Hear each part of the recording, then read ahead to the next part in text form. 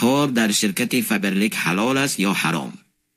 کار در شرکت فبرلیک و امثال آن یا چطور میگویند ستوای مارکتینگ همچنین ترغیب و تشویق کردن دیگران به آن حرام و ناجایز است.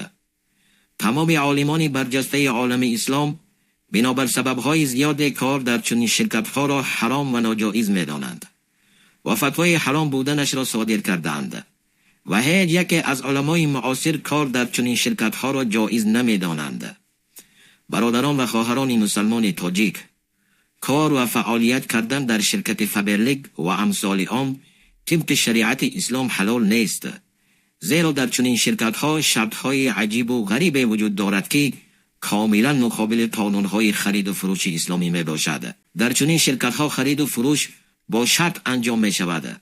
چنین خرید و فروش‌ها حرام هستند و در تمام کتاب‌های فتوا حرام بودنشان درج شده است. در حدیث روایت است که پیامبر خدا صلی الله علیه و سلم از خرید و فروش با شرط منع فرمودند. بنابراین چنین خرید و فروش با شرط در شریعت ناجایز و پرهیز کردن از آن واجب است. برادران و خواهران گرامی، باید ما لقمه حلال داشته باشیم و فرزندانمان را با لقمه حلال به وی رسانیم تا تربیت آنها خوب باشد. وقتی که طعام ما حرام باشد کجا دعای ما اجابت شود؟